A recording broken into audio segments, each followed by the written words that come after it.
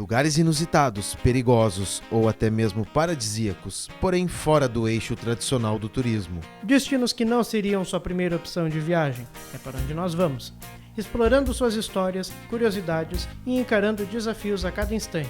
Esse é o nosso objetivo. Eu sou Ricardo Maluf. Eu sou o Henrique Mendel e este é o Destino em Comum.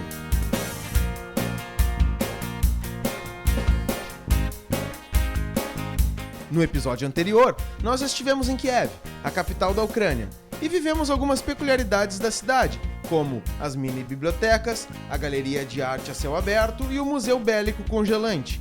Também tivemos nosso primeiro contato com um acidente nuclear, no Museu Nacional de Chernobyl. Nesse episódio iremos explorar a cidade fantasma de Chernobyl e suas principais atrações. Percorreremos diversos quilômetros pelas estradas, caminharemos pelo meio do mato e entraremos em locais que podem ruir a qualquer momento. Tudo para satisfazer nossa curiosidade de saber como é caminhar nas ruas de uma cidade abandonada.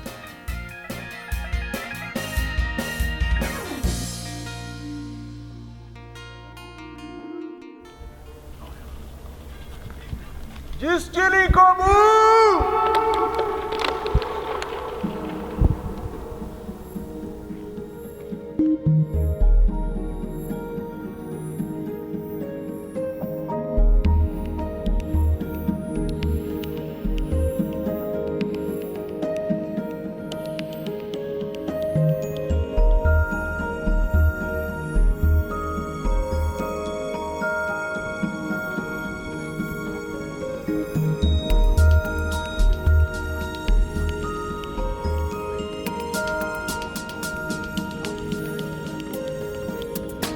Andamos de van por cerca de 1h30, saindo do centro de Kiev e finalmente chegando ao pórtico de entrada de Chernobyl.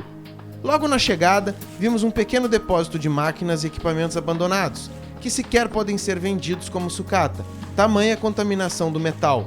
Também vimos algumas casas desocupadas, e a vontade de entrar e explorar cada uma nos mínimos detalhes é enorme, mas o nosso tempo é escasso e sabemos que há muitas coisas interessantes para ver. Cara, não se escuta nada, a não ser os passos do Mendel que está chegando aqui do lado. Não tem som de pássaro, não tem som de cachorro, não tem som de nada, a não ser um que outro carro que passa muito eventualmente.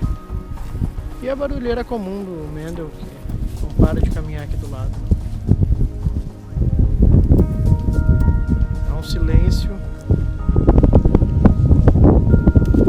forte.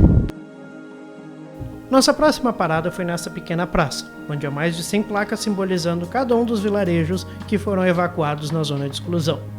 No total, foram evacuados mais de 120 mil habitantes das áreas próximas a Chernobyl. Outras 200 mil pessoas foram evacuadas depois, nos territórios poluídos na Bielorrússia e Rússia. Ainda hoje, cerca de 5 milhões de pessoas continuam a viver em áreas afetadas indiretamente pelo desastre, e cerca de 3 mil pessoas possuem um passe especial para transitar por dentro da zona de exclusão. A maioria trabalhadores envolvidos diretos com a usina. Apenas algumas poucas pessoas habitam a região, por conta e risco.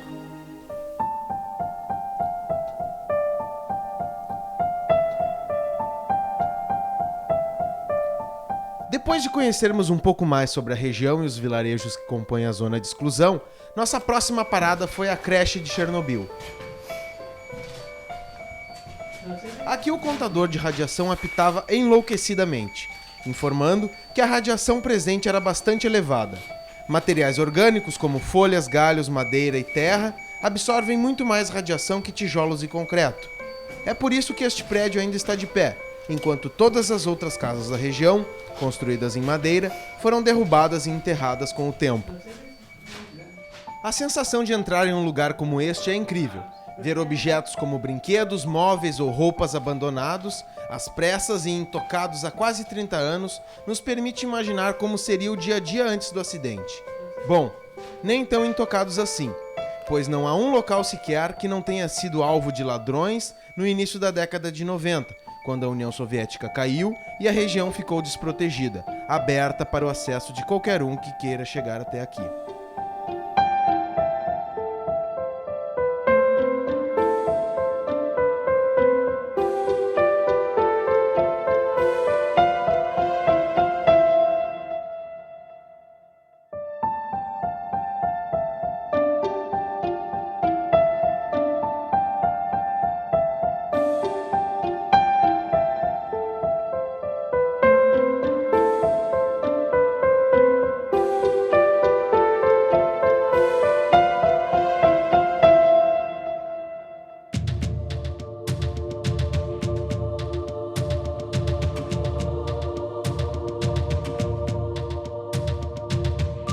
A versão oficial do governo soviético da época trata os fatos ocorridos naquela madrugada de 26 de abril de 1986 como uma fatalidade, uma conjunção de fatores que culminaram no acidente, uma combinação de erro humano e de erro estrutural de projeto.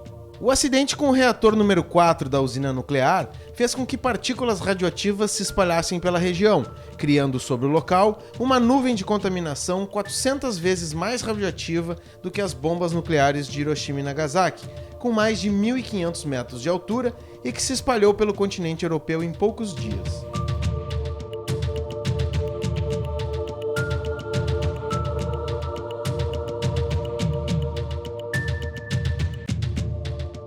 Para conter as chamas alimentadas pelo grafite presente no núcleo do reator, foram despejadas milhares de toneladas de areia e chumbo sobre o fogo.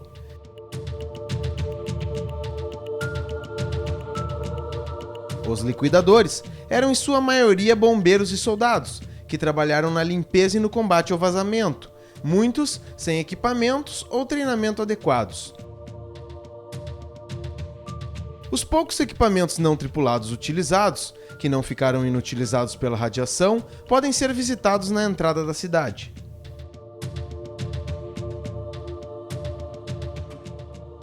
Aqui nessa área a gente pode ver os equipamentos que eles usavam para recolher os escombros por controle remoto, esses menores aqui da frente. E lá no fundo, basicamente, para transportar as pessoas de maneira mais segura, o tanque, o caminhão, enfim.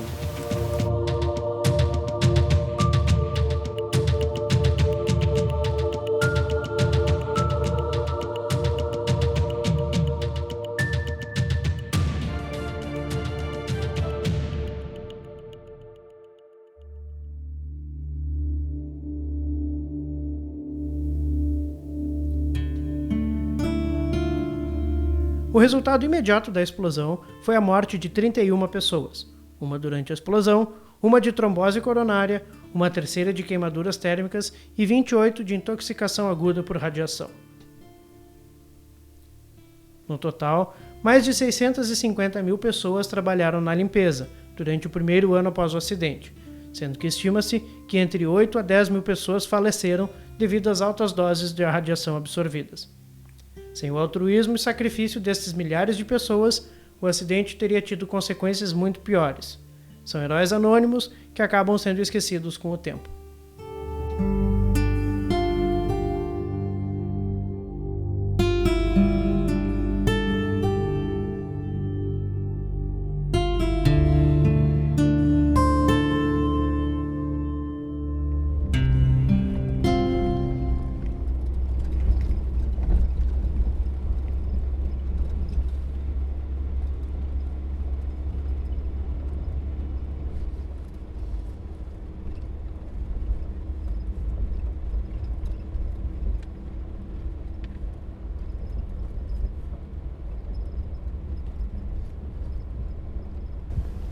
A gente parou aqui para ver e tirar algumas fotos do reator 4, do casulo novo, do sarcófago novo que eles estão construindo na margem do rio. Consegue ver ali o reator 5, que está abandonado também. Aqueles guindastes ali estão abandonados desde 1986. Não tinha como levar eles porque eles estavam tão contaminados com radiação que acabaram ficando aí.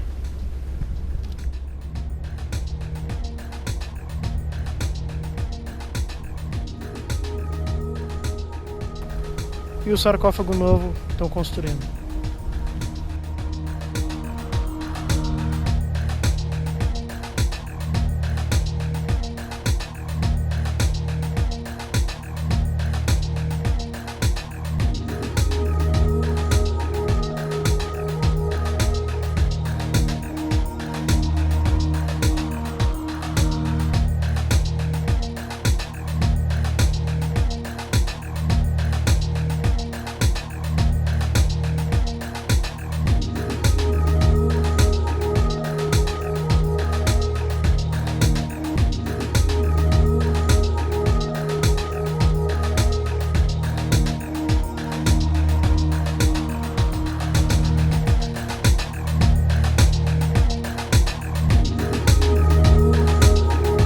do acidente, somente 4 reatores estavam em funcionamento, sendo que o 5º e o 6º estavam em construção. O plano original previa que seriam construídos 12 reatores no total, transformando a usina Vladimir Lenin em Chernobyl na maior usina nuclear do mundo.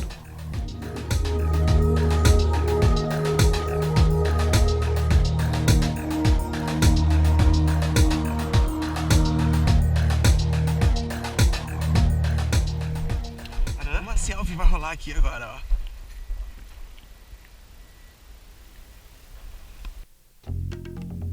Fizemos uma pequena caminhada até a torre de resfriamento do reator número 5 e tivemos a oportunidade de satisfazer uma curiosidade de muito tempo. O que há, afinal, dentro dessas construções tão icônicas?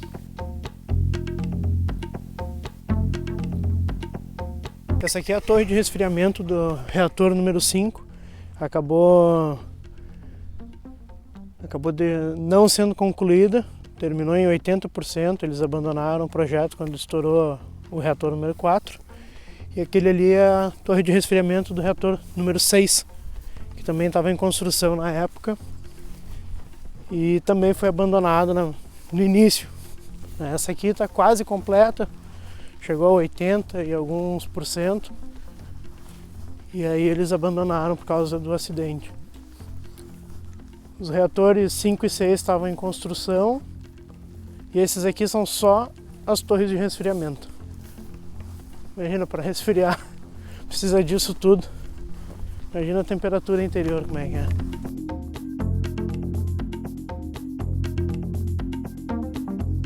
Apesar de terem sido abandonadas antes de ficarem prontas, grande parte das tubulações já estavam no lugar, mas fora isso, não há muito o que ver. É interessante que na parte interna elas realmente cumprem bem sua função, pois mesmo incompletas, a sensação térmica é de alguns graus a menos do que do lado de fora. Apesar de ser divertido brincar com o eco no local, a experiência foi um pouco frustrante, pois não há muito o que explorar. Alô!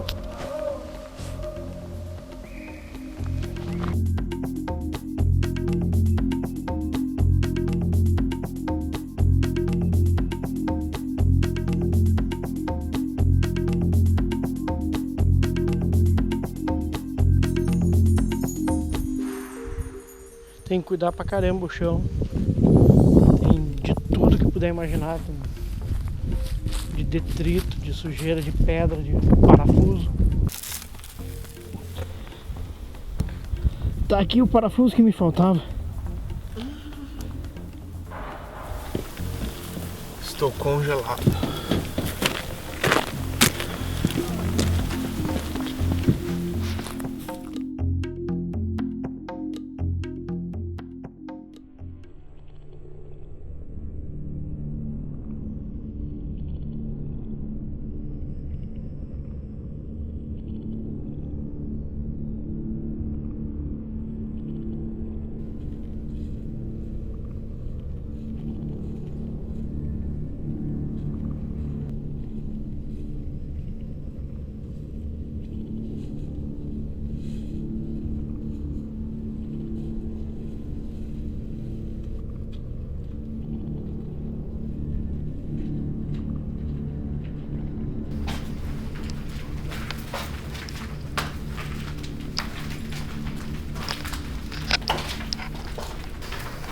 Aqui tá perigoso pra caralho.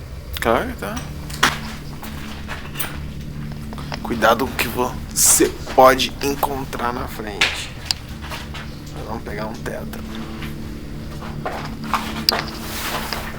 Uma das últimas paradas que fizemos neste primeiro dia na cidade foi no hospital. Já estava escurecendo quando entramos, e a escuridão apenas aumentou a adrenalina da visita. Berçário, maternidade, escrito na parede.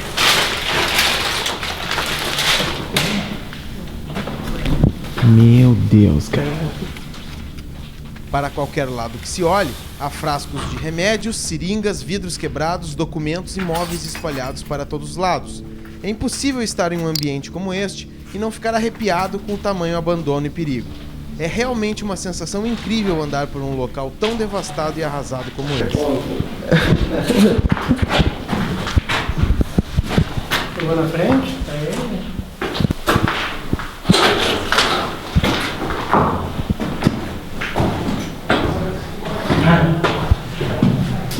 Que isso, cara.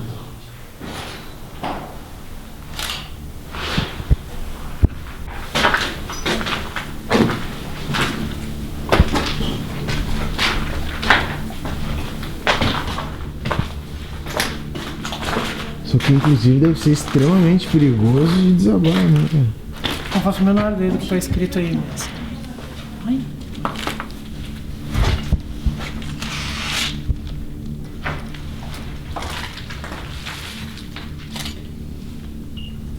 Cartela de alguma coisa aí.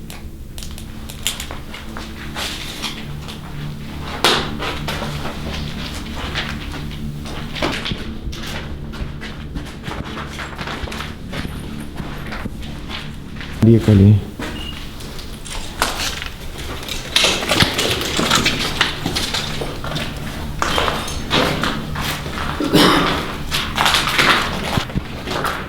Tô com frio, tô com medo, tô com tudo junto. Cara, o risco disso aqui é surreal, velho.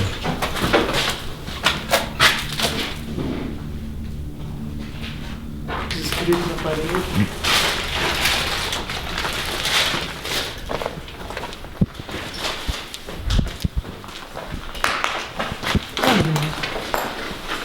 Isso é um banheiro.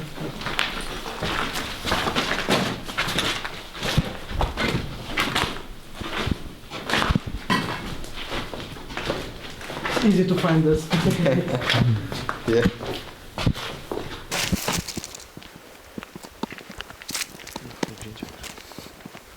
Me apavorei já. Achei que era aqui um zumbi. E agora é o que? Umas 5 da tarde. Vamos ver. 5 em ponto. 5 em ponto, cara. 5 em ponto. E tá desse jeito. Completamente noite, completamente frio, completamente assustador.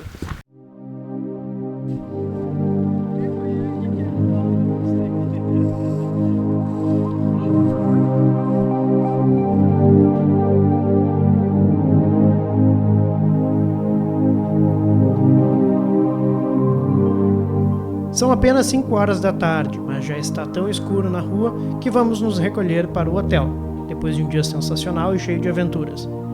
No início do tour, o guia nos avisou para não tocarmos em nada, pois na saída iríamos passar por um detector de radiação. Ele comentou que até hoje somente um turista teve que passar por alguns procedimentos não muito agradáveis, por conta do nível radioativo elevado. Justamente alguém que mexeu em tudo que era possível mexer, assim como nós, que mexemos em tudo que estava ao nosso alcance. Sinal amarelo, passamos. Não será dessa vez que conheceremos os procedimentos de descontaminação da radiação. Nada como acrescentar um pouco mais de emoção a um dia intenso como esse. Agora é só chegar no hotel, tomar um banho, comer algo e dormir cedo.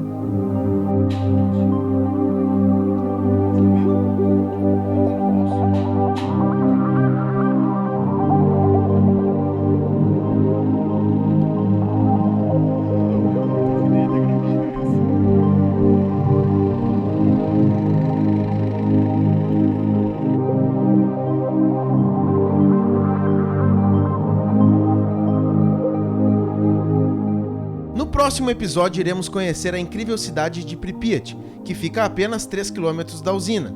Construída na década de 70, essa cidade era a maior da região e foi a que mais sofreu com a radiação.